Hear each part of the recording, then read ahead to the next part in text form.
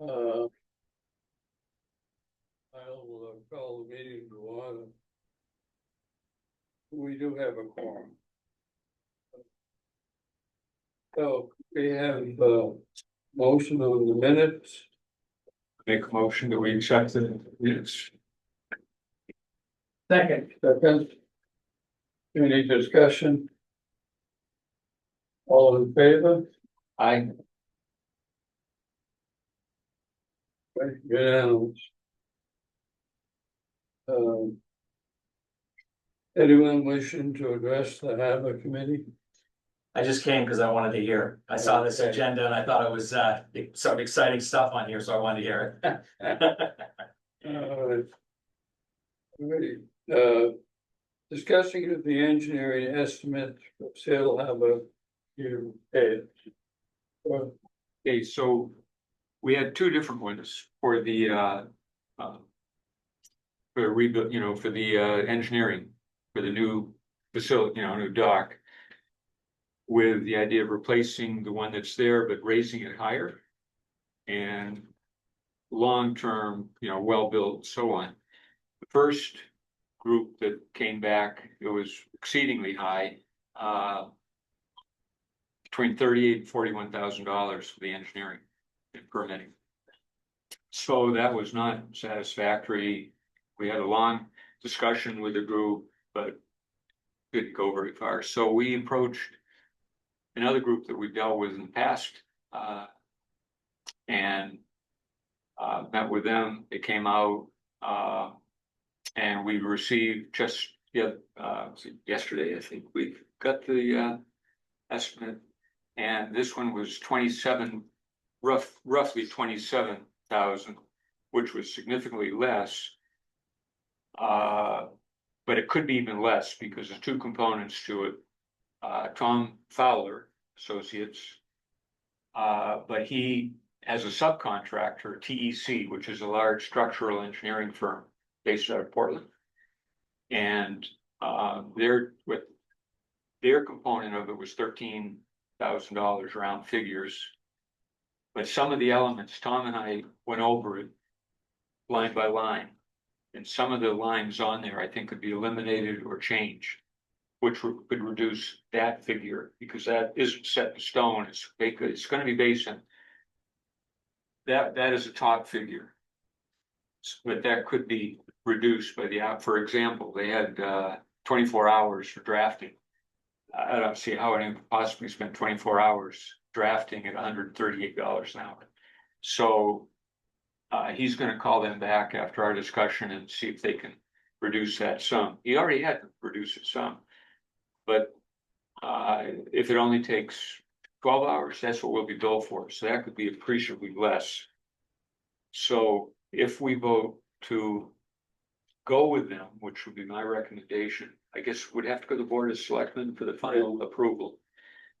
I would recommend that we use Tom Fowler and Associates, but we'll keep in close touch with them about this as time goes on. Well, Tom did the last work. He did. He has the geo, all the elevations and everything, which saved some. And that was an argument that he made with TEC, that they did not have to send someone out here to do that. The ones he has is adequate. So we're looking at a 2-foot elevation change, which isn't, to be honest, with some of the new figures they're coming out with, is probably very reasonable. The highest water we have seen there was that not this last winter, the winter before, when it was level with the walkway at the height. That was a 4 foot over normal storm surge, but that was without wave action. And that's where the wind was out of the south. Right. But that's very unusual. But even with sea level rise, if we go 2 feet, that should be fine for a significant amount of time. None of us here will ever see it underwater, I don't believe. So maybe Dylan. I don't know. I like a cheeseburger. The younger guys. That was, look, But anyway, so not direct. bottom line is my recommendation would be that we approve to go with him or send it to the Board of Selectmen for approval. I don't think we're gonna do any better. If it was a private dock, it could be less, but being a municipal facility, it's a little different. So what we need now is a final number. So if we approve it, they'll probably have a final design. They had a timeline on this. Would have been sometime in September. I said, what we would like is this ASAP, because we need to know, because you're working on a grant that's gonna be necessary to have figures, so if we can get the complete thing put together that we can send out, let's say September, get bids on this, then hopefully we'd be within this next cycle for this grant that we talked about. Why don't you kind of run over just a little bit of different ways that we might pay for the 50%? Sure, so we have the money now in our account that was 36,000 roughly. Now, I talked to Janet about this.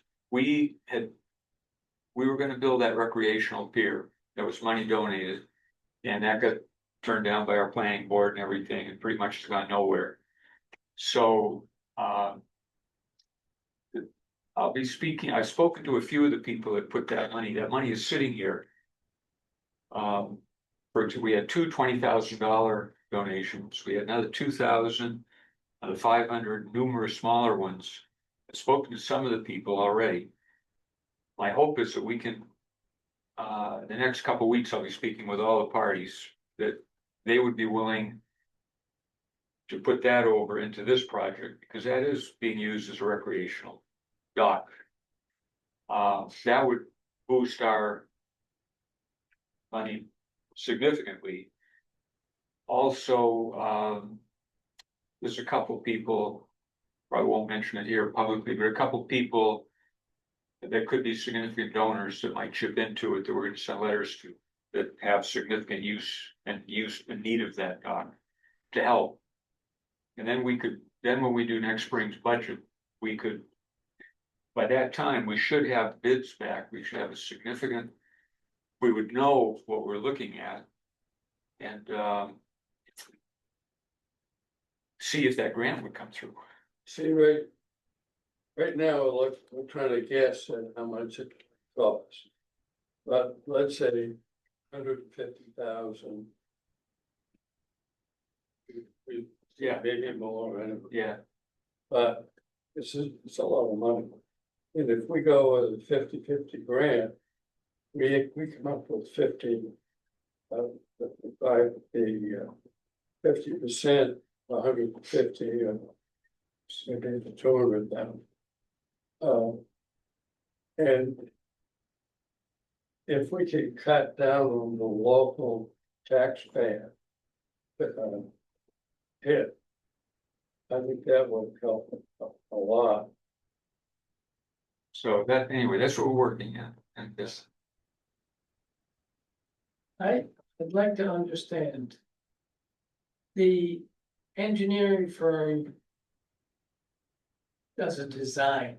Right, and they permitting, design, they have to do a structural analysis more than what we do for So recreational. dock. they dictate, they say, here's a design for this pier. Right, Who reviews the design? we do. Now, we have some say whether we want to go steel, laminated timber, steel pilings, pressure treated pilings, will those be the primary ones we'll have a little bit of a handle on some options with the design, but that's going to be a discussion that we'll be talking. I think what I told Tom is we're looking for long-term, low maintenance. Steel can be problematic. Some of the things that have changed since we were building docks was they're using this pressure treated lamb wood now but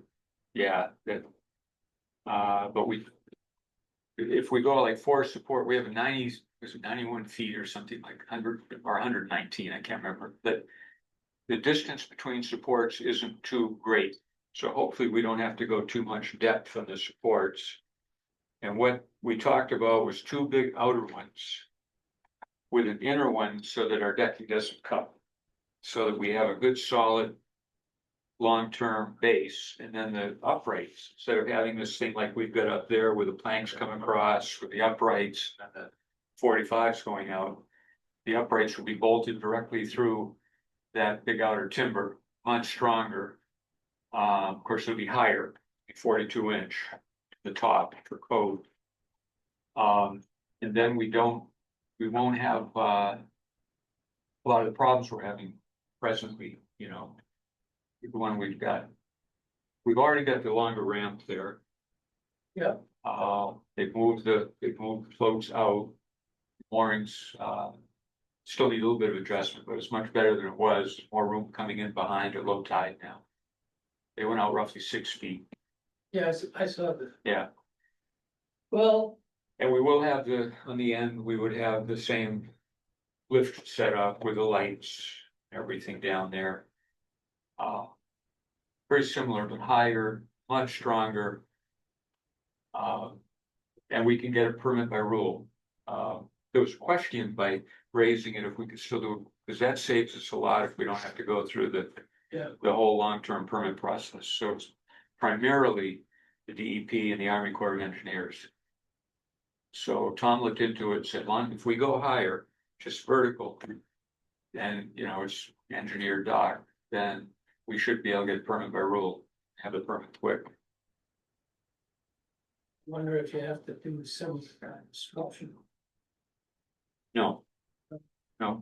Well, okay, this is my 2 cents worth right now. And I know you probably roll your eyes roll, but if you look around at all of the piers on Islesboro, the ones that last are ones that are piled up with granite. Yeah. So I was thinking, Okay. make the outer thing granite. And then you don't have to worry about the stresses that are transmitted to the pier from the ramp. Oh, I see. Yeah, well, that's a good point. We actually talked a little bit about that. Well, I actually talked about that with the engineer from Garley Dorsky. He was out here. Pros and cons. The least resistance for it is piles, when you get moving water or anything. What I talked to them about was right now we have 4 uprights on the outer part, so it's pretty stable. The new one would be a wider footprint, it would come like, wouldn't be just vertical, would be like this, to give a strong righting arm at the top. The granite, if you do get ice and it gets frozen, the granite sometimes gets taken out. We've seen it happen. You have, I haven't. Yeah, because that big one down the harbor got absolutely, the ice took it out because it had so much area to contact. You take the one we built almost 40 years ago in Bounty Cove, that's on piles, still there, still strong. For the record, that was Islesboro Marine. Yeah. But those are some of the pros and cons, and we have been discussing it, but the outer one, my feeling is that we'd have to probably put 4, like you say, or dolphins that were, you're right, the outer part should be stronger to take lateral forces. So at any rate, we're gonna have to commit to, let's say, at least $25,000 to begin. Yes, well, we'd be committing to about 27. I've got the stuff here, if anyone wants to see it, I've got both of them here. Welcome to see it.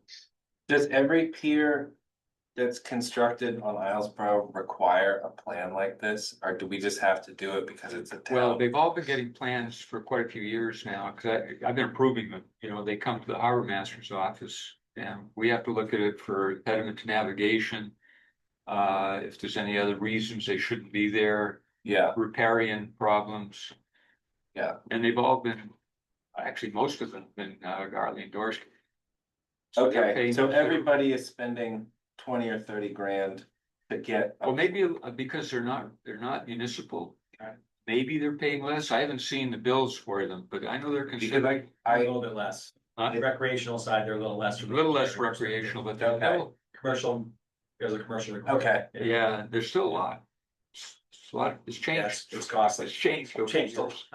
What is, once we get a number from, the engineer, I think we may have a meeting Oh, yeah, to Sure. go just on that one topic. yeah. Okay. And I think, you know, any input anyone has on it, let me know. Because I'll be talking to him a lot. So, see, in terms of the grant, the one we're talking about now, the engineering is, you can count that as part of the grant. The engineering, Yes, so it's be a reimbursement for. Also, some of them allow the grant writer to be paid from the grant. We did write up a proposal to Janet about a month ago, I guess it was, gave it to her. Based on what they're looking for this grant, because it's, you know, the different elements of how they worded it in the grant, we included in what Janet has. But so we're gonna be in a different cycle. Janet said we don't have enough time to do anything this first time. So now, it's the same process, but we'll submit something as soon as we know exactly what we want to do, how to do it, then go after the grant. So, You have to be shovel ready, basically. You submit. can you go out to the grant if you don't know how much it's gonna cost? well, that's what we wanna do is put it out, Put it out to bid yeah, after we get this, to Right. get estimates. okay. Oh, estimates, okay. Yeah, All right, thank you. yeah. Okay, so now we're talking about Seal Harbor. Brindle Point is the next one. Okay, Brindle Point is gonna be a lot more expensive. Will require a lot more work on our part. And it probably is gonna take 2 or 3 years to happen. In the interim, I think, because we view the Brindle Point as done. And by and large, I think most people think that way. Certainly they do. Yeah. So I think what we need to do is to have a meeting of the fishermen and get their input in terms of things they think they'd like to see us do, include. And you can do nothing, or you can, some of them I've heard about, they'd like to have a couple of islands put in right where the hoist is. Yeah. So they, man, it's, there are different ideas. But we would also include then the, what we consider the fishermen, lobstermen. But agriculture is such a large fish, and now we have more people that are into agriculture than fishing. So invite them as well. And some of these, I guess probably the most significant operation is the one in IME.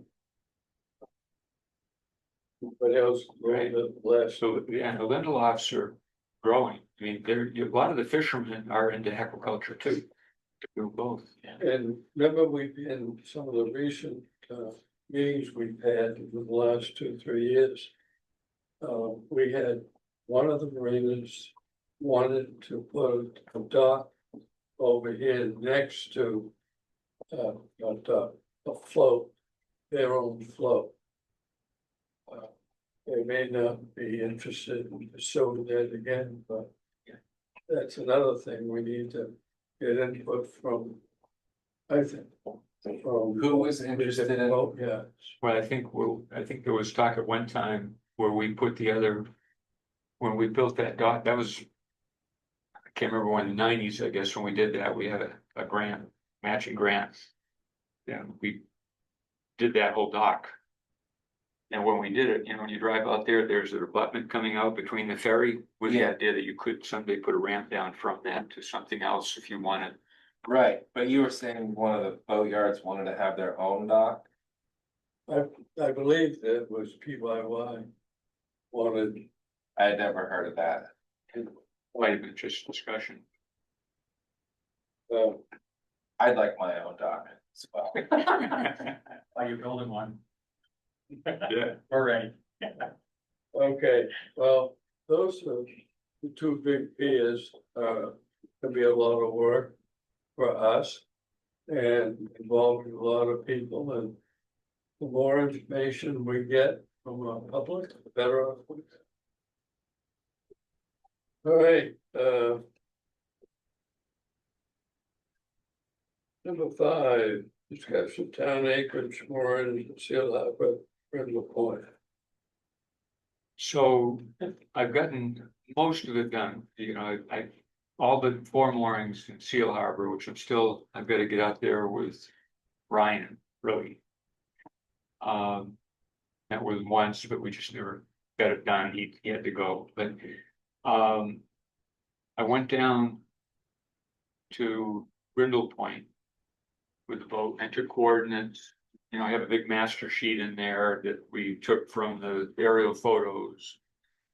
So I've got the coordinates for most of the buoys now, and with the town anchorage is somewhat over into the fishermen's. But there were a lot of unknowns. So what I've got to do is get 1 or 2 of the fishermen. I talked briefly to Randy Durkee. He's pretty knowledgeable about what's where. I talked to a few of them. I've got to get together with a few of these guys, get them on the boat, go around, because this summer, I really want to get a ball, a name on it, even if we do the magic marker initially, because there's a bunch of unknowns out there. And I think they're servicing them, but then they're not putting their names or weights on there. So I'm just gonna keep pursuing them. So I've got done, so it takes quite a lot of time. Bonnie went with me to the secretary of stuff, sitting in the back of the boat, and I'd yell out I'd run the boat right onto the ball just about, give her the coordinates, back off. And if there was a name on the ball or weight or anything, she made a side note. And so we're getting it documented, but it's taking time. So that's where that stands. I've got a whole bunch of data from You're right. the I'd past. like to get that from you. Well, I'll give it to you. Yeah. Yeah. But several of the people just no longer are with us. Right. And so it's fairly old. We've got to update everything. All right, number 6. National River Profit. We've batted that around a little bit. We had a guy talk to us at the last meeting.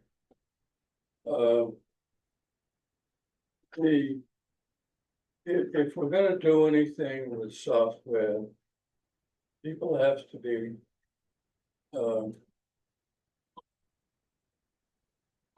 well, we have to manage it, whatever software we've got. And we can't expect the town office to add and then another item to that long list. I don't think. Now, having a software, I've used that in the past in Rockport. And it takes a lot of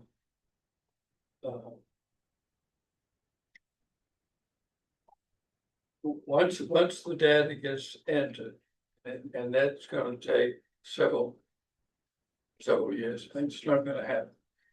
One thing, you get the coordinates, how big is the mooring, what kind of a mooring it is. All the way to who's the caretaker of that particular mooring. There's a lot of data. A couple years ago, made a list, all the things that either a boat guide need to know, or if a harbor master wants to move something around, they need to have that data too. So, and it's gonna take some time to get it done. Once we get the coordinates, that's the key. And from there, and obviously the names of the owners, Right. have that. Then develop a system, 1, 2, 3, whatever. Yeah, I mean, it seems like we may not need that at this time. I was thinking that we were going to potentially try to catalog the entire island. In which case, I think the software would be needed, but while we just have these two small harbors, you know, we're fine without it. If, one thing, I spoke, Dylan and I talked about this a little bit today, and Ken came up and talked a little bit about it. It'd be interesting if, depending what the software is, it could be a case where, like, let's say next year, let's say we get all this stuff, the coordinates for all these and the names, and start getting it done. Could be a case where you easily just enter this stuff. If the software was reasonable and it's not too complex, it could be a way we could do it easy and start the process. And then that could morph into something bigger as time goes on. It might be worth looking into, because I just don't know. But I'd be interested in learning more about it, you know, as far as seeing Yeah. if the software wasn't terribly expensive, if we bought it and we could start just entering the basics in from our harbors. Well, the guy that does Lincolnville, he's probably the least expensive. Yeah, the town moorings. But I think we could do it in-house, is what I'm thinking. Well, I think somebody's gonna do it. Yeah, but I'd say Dylan and I could probably do it. I'm fine with, I mean, I just wanted to pitch town moorings because it seemed like it could be potentially, but Yeah. I'm not. Married to that. Yeah. Idea. But we could, once we had that software, it might be a very easy process, just like writing it down in a book, we could just. It's easy in Lincolnville, you can go and look and see who's paid what. It's good if you're trying to recoup money or get money from people who have moorings, which I was thinking we should work towards. Because we have all these expensive projects coming up. Inevitably, but if, you know. Could we, that same software though, we probably could start the data stuff. Even before we use, perhaps the same software could do that eventually if we put it on.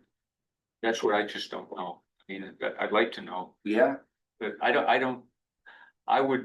think if we brought someone from the outside in, I think it would add a lot of cost to it, and I think it's something we could do ourselves. yeah.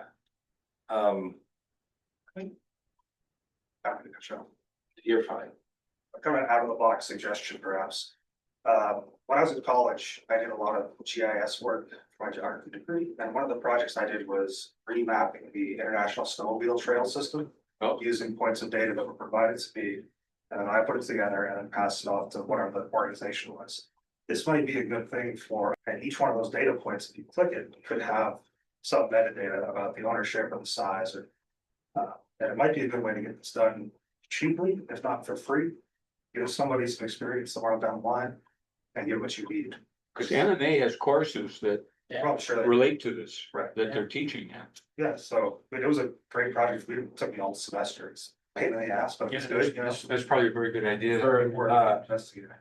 for reference, the cost to Lincolnville I think is $300 a year, but has generated $18,000. Yeah. More since I last talked to that harbor master. I mean, this isn't something I'm necessarily keen to do. I like the idea that I can go put a mooring anywhere around the island and not have to pay Right. a subscription, but if my mooring fee were $25 and the cost of that 25, they got a percentage of whatever, $3, we would just make the cost $28 and then we would still get our 25. And so the cost would go directly to the mooring holders. But again, I don't super care if we do or don't do this. It was just That was fairly, I think what you and I talked to, that was a fairly simple one in that little roadstead there for them to do. They could go out just in hours, coordinate everything. We have much more. well, bigger- I think it would, they're still building the software, so if we ordered the subscription or whatever, however it's laid out.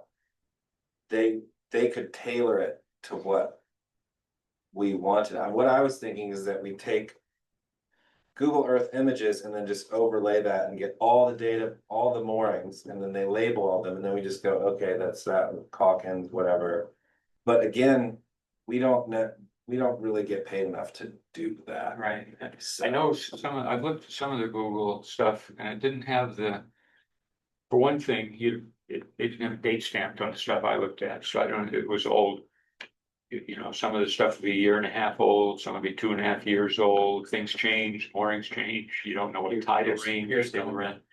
So I think it's pretty hard to beat going like I did with a boat, really nailing it. Agree 100%. Anyway, I I think we should keep. If we bring. You can sit in on a seminar, south of my. The outfit. In Lincolnville, offered to let us do that.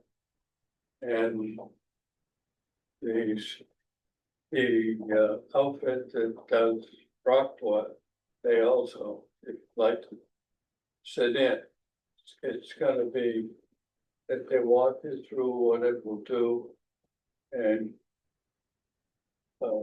so the first time, you find people that don't have any experience with a computer. You gotta factor that in too. But I think for one of you ought to go take advantage of it, just to take us in as much as you want to get a flavor of what it will do, what it won't do. Yeah, I mean, this was an idea I had a couple meetings ago, and I really am not that interested in pursuing it more. I feel like you're looking at me like I didn't bring this up. I brought this up a couple meetings ago. It was an interesting idea that they had at the harbor master training. I think in the future, we're gonna want to move towards that. But for now, Pearl's collecting data. We don't. Yeah, I think We should table this until we decide what we're gonna do around the whole island, or if we need to. I mean, if there is a grant, more grants or whatever, then we don't need to hit people up for money. off season. You had a comment you want to make? No, I just, from a island perspective and also from an off-island perspective, right? My boat's been in Hingham Harbor and the South Shore of Boston for years. It's now on a mooring in front of the house. But in every place I've been, that software is used extensively. Various types of it. And once you get the coordinates in, as Earl says, it's simple. And the nice thing about it is that it generates revenue. it tracks the financing, right? So there's other elements of the software so that you can make sure that the bills are sent on time. Yeah, Right, and then as you do the town areas, Seal and Grindle. You can expand it to the rest of the island, you can designate anchorages. Which are difficult on this island, because people really don't know where to drop a hook when they wanna drop a hook, where it's safe to drop a hook. You can identify the agricultural areas that are being used that are not on Google Maps and that have appeared overnight in some instances. Yep. But I think there's a lot of justification for this island to have that. There's just a lot of marine activity and it's gonna continue. It's gonna get heavier every year. it's sort of going that way, like it or not. And by having a sort of hungry company who's fresh and willing to work with us on price as well as development. Support and across, you know, the price is gonna continue to go up. When you say Lincolnville paid $300, I mean, Lincolnville paid $300 for the year. That's our annual subscription. managing the software, who's doing the input, who's entering the. I think you input it, you give the town, I have to fill out a thing. That, or my mooring guy fills out a thing, or is supposed to, I don't know if he does. But with the coordinates, gives it to the town office, they put it in, and then I have a password and can access. The software with like a map, and I think there's a big red dot on mine because I didn't fill any of that stuff out, because I don't like to give out. I don't know what this is, this is the other side. There might be a lot of red dots. This is kind of my conflict, or the duality of this. I'm like, I wanna have free moorings, but I also wanna say. This is a no mega yacht anchorage for 15 years from now. Or, I mean, what, George? Say what I see you thinking, what?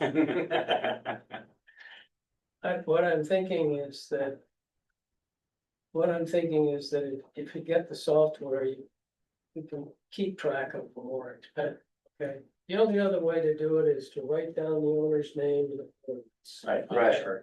And then you write down the next owner's name. Then what happens to that piece of paper? That's right. Well, that's It what gets soggy, Earl has to keep it. they get soggy, I just mean like I used to do more, I used to fill this stuff out, you know, now I'm You did? yeah, remember? When was that? So.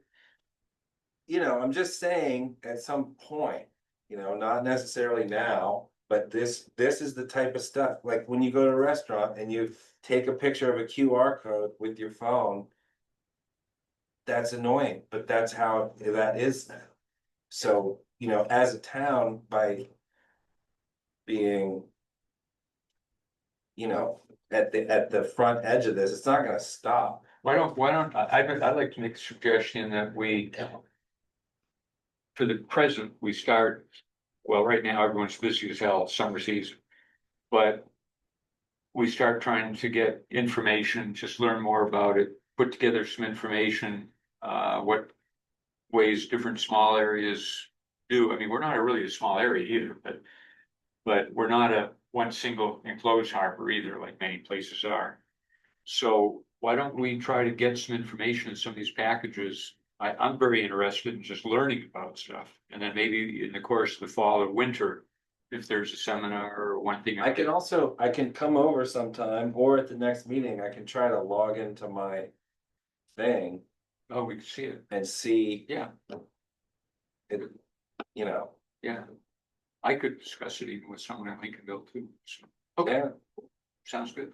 Okay, so let's say we have enough on our plate right now, but we need to have the coordinates. Yeah, and I'll continue, And once we get the coordinates, I think things are gonna start to speed up a little bit. And then owner's name. and the owner's name and what's down there, exactly. All right, thank you. Next item, Habermaster, Deputy Habermaster's reports. I've got here, okay, some of it, of course, we had a boat fire.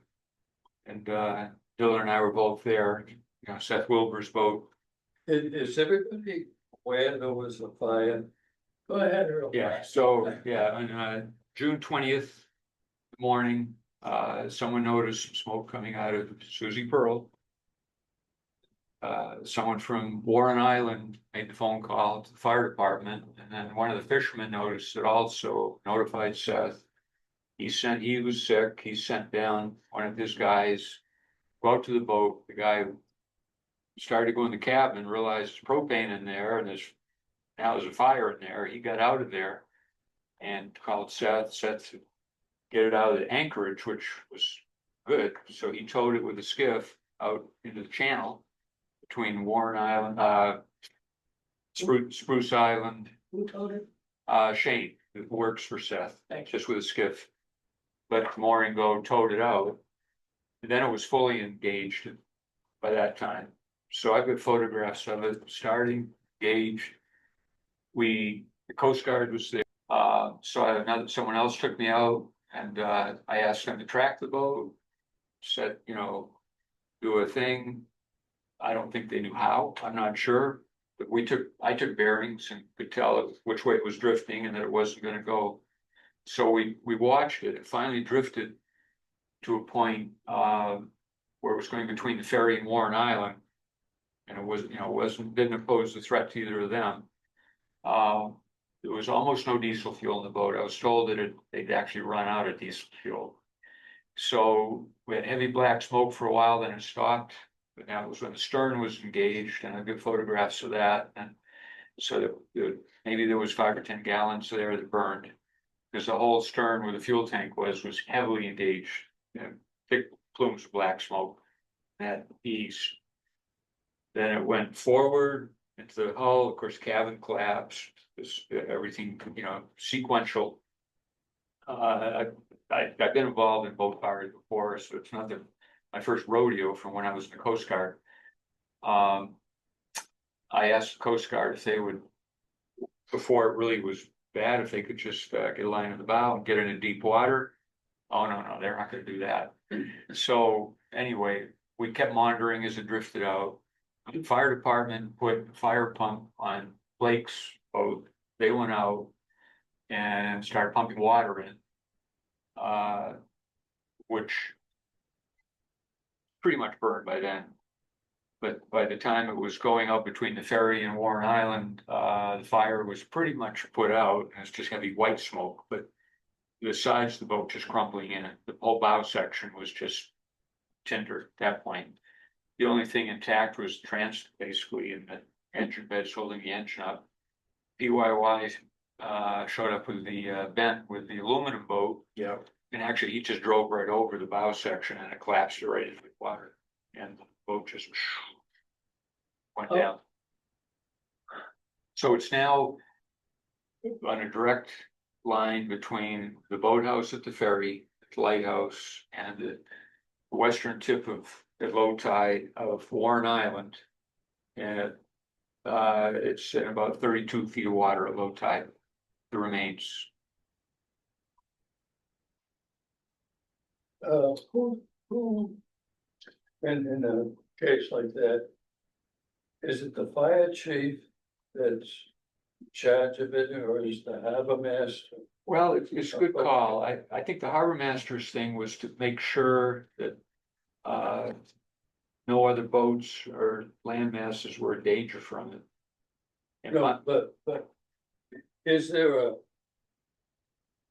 rule that somebody? I don't know. I mean, we worked together fine. It all went very well. Right, no, Josh Leach was there, did a great it job. was great, everybody did a super job. Yeah, Josh Leach was really good. Yeah. And fire department was very good. The equipment worked well. I thought it went as well as it could.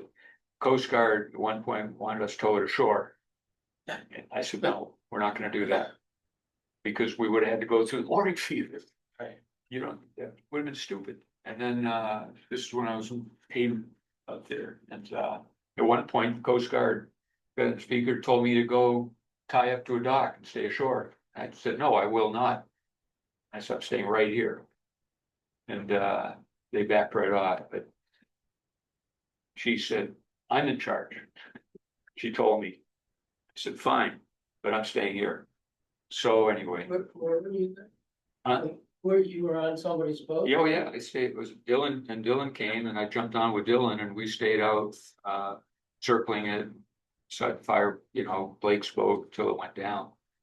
Cause I wanted to have coordinates where it went down. I wanted to make Yeah. sure it was in deep water. Yeah. And it was. So there were the two propane tanks blew pretty early on. It was significant. Two like shotgun blasts when they went on. They Oh, were yeah? big ones. So peacefully resting on the bottom. What's left. Anyway, so that's that. Another thing that has come up, I got concerned because of the dock being built for Darrell Crate. You see the big Proc barge in there. That's actually really near to the power cable, comes to the island for power and internet. So I talked to Warren, Crate's captain, has been very cooperative, very good. We discussed it. I wanted to make sure that the barge was north, where they put the spuds down, that they weren't near the cable, which they did do. They were well up there. We talked about, I said, we really need to have a diver go down and locate the cable and mark it. Because the cable doesn't go at right angles up from the shore. I used to check that underwater diving years ago. It's kind of northwest from where it comes onto the island, where you see the sign. So that's on the chat. It's on the chart. There's a cable area, but that's very wide. So he and PYY, I'm not sure who paid for it, but they worked together. They had a diver go down. They put several buoys and they took bearings. So it bears 315 degrees from the shore, where it comes ashore out.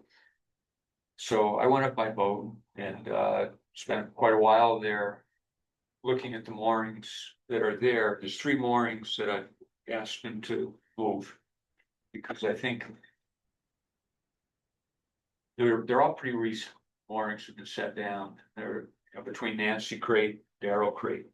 And I'm concerned that if we have a strong wind come up like we had not too many years ago, you remember when we had a 91-mile-an-hour thing go through that we lost power for a week on the island, all the trees came down. That was in the fall, where boats were still on moorings. If something like that were to happen, it's conceivable that you could drag a mooring over that cable. Those boats weren't there when that happened that time. That was the only mooring at that time out there would have been Chris Days, or Nancy First. So they've been cooperative. They're gonna do whatever. The biggest one's a 5-ton way out, but they've been bringing great big boats on that. So I'm just concerned that nothing should be near enough to that cable to pose any risk. And then we'll have a diver go down again. I want to make sure if they move the moorings, like if it's a habitat or a granite, that it's not on just gravel or rock where it can slide. I want to see it's in mud and dug in. So I'm just going to keep following up on that. With talk to Gabe and Christian, and I talked to Warren. I just want to be sure I give them the 3 boats that I think we need to move moorings to be clear of that cable. How about the how much mooring can they lift? 7 ton. They can lift 7 tons. 7? Yeah, and the biggest one out there is 5. And it hasn't been there long, so it's not set in. So they can move it. Yeah. So Earl, just one moment, if I could just slide my report oh yeah, in but you have between to- yours, I have to go. Right. I dragged a deadhead out of the ferry, out of the ferry area, with my own boat, that I use for my harbor mastering. And so I was proud of that, and the ferry was very happy with me. It's a waterlogged log. Okay. They had, so they float like this. And so if a log's like that and your boat hit it, it's not ideal, but if like this, they can puncture a hull. So, Where'd you put it? I dragged it ashore and it's still there. There was a boat that caught on fire. Yeah, Earl went over that pretty well. I would note that all the boats used were personal vessels. I think that's something just to think about. There's still a couple dinghies that need stickers, but I ordered little tags that I'm gonna put on people's painters and leave little notes like you need a sticker. And I got one of your notes. and Wasn't about the sticker though, it was about the life jackets. Oh. I appreciate that though. yeah, I try to, just have life jackets. Randy was in the water for like 45 minutes. I can't believe he's alive. And I took a fire extinguisher from my house and put it at the ferry. And one of the things I wanted to bring up is that I'm not clear on how, if I want $100 for like a fire extinguisher, or should I just go to Mert and ask for a fire extinguisher to put down there? I mean, I know there's no one's Well, gonna. that's what I do. Yeah, I've gone, no, when I bought the life rings, different things, different times, I've just given Janet, Okay, she's reimbursed. okay. Yeah. This concludes my report. Does anyone have any questions? You just said Randy was in the water? Last winter, he was in the water for a time. And so, Randy Durden. yeah, so I leave notes to try to have people have a life jacket in their skiff. I think it's a law. Oh, I do have a spare life ring, life ring. Okay. If we need one, either of the places. Yeah, In line, I may get some new throw but let ropes. me know, cause I have one. Okay. Yeah, that was last winter, so. I don't know. He clung to his skiff and then he's a survivor. So, I'm gonna go. But you all can reach me at any time. Thanks, Bill. There. Thanks so Okay, much. so a couple other things I wanted to bring up. Most of the dinghies have stickers on them at the Seal Harbor. I did have one person that had a 15 horsepower. I told them we couldn't have it there, and they got a 9.8. I said, you just have to change that. So they got 9.8 in this place. Seal? Actually, it was the Lindblad boys. They were very cooperative. So anyway, jet skis. We've got 2 jet skis in the island, show up. And the other day when I went in, they were really horsing around in there and speeding. And I just came in off my boat and I was not very pleasant to them, let's put it that way. I laid the law down. They were going wide open right up, doing power turns right inside by the dinghy dock. And those things will go over 60 miles an hour. And they were towing a kid in a little tow thing, wide open out through the anchorage. So I terminated that pretty quick and told them they couldn't do it. To learn the rules, and they could not come in there like that anymore. And Dylan actually, night of the fireworks, had them tie up. They were down there and it got dark and he made them tie up. It's illegal to use in Maine jet skis after dark. And they have no lights, so I talked to the owner of the jet skis. Yeah. And he's gonna make sure things are changed. He may even take them out of here. So, Can we make an ordinance against jet skis? well, there's rules. And I'm just gonna give this really quick synopsis. And we had complaints from people on the shore about noise and concerns. So I did speak with the owner. There were kids using it. So here's the rules. No one under 16 is supposed to run a jet ski. And anyone between 16, anyone born after 1999 operating a jet ski is supposed to have taken a boater safety course. And a group course that the state of Maine offers. You can do it online. They can only be operated during daylight hours. It cannot be, if towing, they must be rated to carry 3 people, which would include the operator and observer and the person being towed. So a small jet ski isn't going to be able to do that, but that's law in the state of Maine.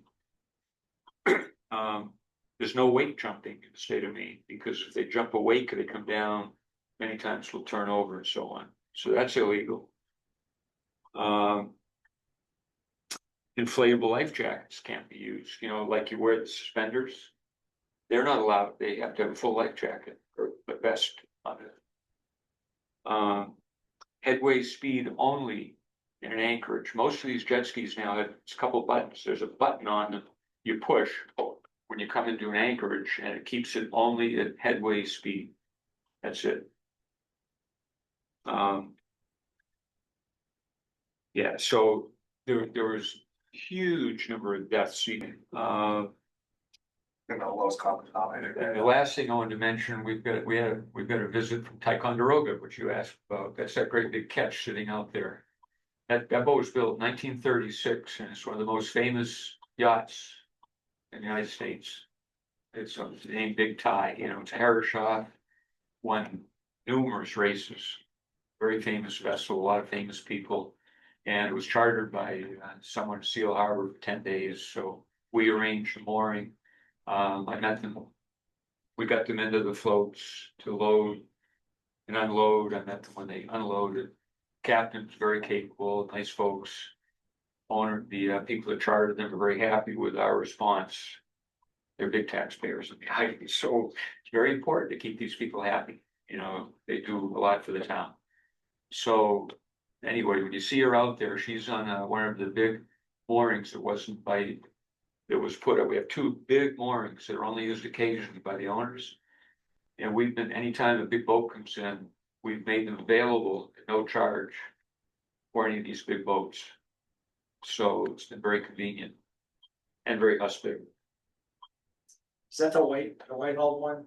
Yeah. And Big it was clear on, bow. it was on both sides of the island. It was over on the. Well, it just came in past the yesterday Narrows. they came in yesterday morning from Rockland, and they just Oh. got from Nova Scotia. Oh, it was just yesterday. Yeah. Okay, so there's another big white catch that I think is owned by. Oh, that's Solindes. Yeah, Slenda's, and he puts it on, he's got moorings on both Both sides. sides. Yeah, that's a beautiful boat. That's a Royal Amazing House boat. built in Holland. Yeah, I think he brought it over on a ship. The Lumen. Yeah, it's amazing. Gorgeous. Yeah. Anyway, Yeah, so that's Ticonderoga's, how long is that in Seal Harbor? she'll be here 10 days. 10 days. Captain of the Ticonderoga, I think, has been with that boat for a long. Well, it's a new one now. Oh, really? Tom isn't on there anymore. My granddaughter worked on it. Yeah, the old captain was Ken McKenzie way back. There you go. Yeah. But Tom was, I was with her in Bermuda, and Yeah. with her in the Caribbean, and been on her numerous times. And yeah, Tom was a friend of mine. So, yeah, beautiful thing. Have to go down and check it out. 90 years old, 90, 90 years old. same age as my dad. Anyway, that's all I have. Thanks. Thanks for telling the jet skis where to get off. Yeah, we don't need to make it a common thing for people running business. For any numerous reasons. 65 miles an hour, those things go.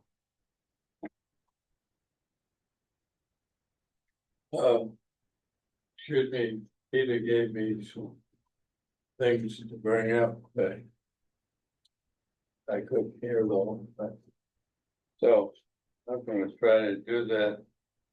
He did bring up the request to change the ordinance. Oh, right. But what I've got is a copy of the select board's meeting. So.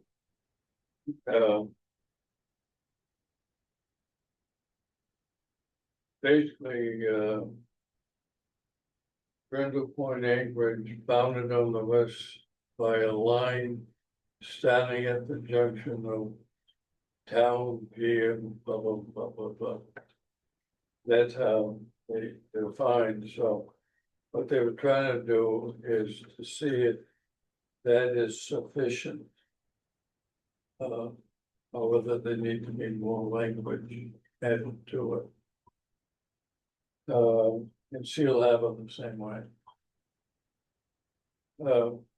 But the request of to change the ordinance, which is on the agenda, is something, and I think you brought that up as well during the select board's meeting, but it's not in the minutes. The idea of doing what you people have been doing, is there any comment, any question about that language? Looks good to me. I mean, I think that's the way you initially wrote it, I think, basically, isn't it? Yeah, it covers everything, not just one thing, but if Right. you have a waiting list. Right. uh, But it gives us Right, the common sense way of handling these problems. I like it. I know Kim Brindle would like that. Yeah, well, yeah, no, I think it makes sense. I really do. Any? That's fine. Go. I read it. Basically, it says, can't sell your mooring. If you do sell your mooring, then talk to the harbor master, make sure it's okay, and if he okays it, you're fine. Yeah, You're actually not selling your mooring, you're selling your spot. right. Yeah. Yeah, Warren kind of goes with it. Yeah. Yeah. Exactly. Okay, so we have a motion, I'll make that motion. Second, in discussion. All in favor? Aye. Unanimous. Mayor, I have a question on just in town, on the town. The moorings in Seal Harbor and in Grindle Point, Right. are those all town moorings that are, or they're? No, they're privately owned. They're privately owned, but they're within the town Right. jurisdiction, the harbor master's jurisdiction. Right, Okay, right. got it. So it's really the only thing here is if somebody wants to give up their mooring and sell it, they. Yeah, know who the new owner someone passes on, ages out, or whatever, their son or daughter comes in. Yeah. You just wanna know who the contact We is. can legally, if they have a use for it, it's legitimate, we can let it pass on. Yeah. Otherwise, we couldn't. Thank you. It's a common sense. Yeah, it is. Okay, number 9. There's not much sense in having a lot of discussion unless he's not here with. us. Yeah, we've got a couple issues with this, obviously, we dealt with the thing last year and but we've also, we may end up having to put some teeth into the fact that people have to, probably put them on a ramp and take them apart, properly dispose of these things when they reach the end of their life. And just not leave them out there to fall apart and stuff floating around. I'm wondering if there's a way that we can address pulling floats out in the winter time. So that, because the people were really good this year down to Brindle Point. But I got a feeling that's good for 1 year. Yeah, I think, We gotta go somewhere. yeah, I think that. Well, last winter, they mostly kept them on moorings. But And to be quite honest, they're probably, if they're on a good mooring and the float is in good shape, they're probably gonna do better than they are on the shore at a storm. Because they don't get that wreck as the. Yeah. They start to float, the parts landed, and then they get smashed up and they break. And, I talked to numerous fishermen about that. Encourage to big moorings, bridle them. Keep them out there. But how about, you mentioned earlier that. You have a lot of. Like. IIT. They. Right. Shut the cutoff time when they want them off that property. I think they've sorted that out with the dates, I think. I think the big thing was this year. Some of the people who had the folks up there were late getting them off. I think if they were off by May 1st, I don't think there's any problem. But as you get more and more floats, you're gonna have more and more requests to put them somewhere. Right, right. Yeah. So. Do we have many alternatives? Not too many. I think right now, the way it's being handled is the individual yards are negotiating with the shore owners. Now, one issue came up, like in Solendes, Crow Cove, where they have that other part over there, and they've now built a building up in there. Right. They don't want to see the floats over there anymore. That's a real problem. I was kind of hoping. For the Solendes. Huh? It's a problem for the Solendes. But I actually am hoping to talk to them about it, because somewhere we've got to be reasonable about this. They have docks, boats themselves. Common sense has got to prevail in this somewhere. So, Josh can't put everything in there? yeah. I think he's gonna have to, if he does it, he's gotta be done in a timely fashion. I think he's gotta not leave derelict stuff out there. I don't think he's putting anything in at that shore where the house is. Well, if you come in there, and where you come in there to the left, that big flat way up in there. Yeah. They built that new structure up in there. Yeah, But there were floats being stored up in there. So, and then he had a derelict float out there a long time. That shouldn't be, no, it shouldn't. so he's gotta up the ante here a little bit.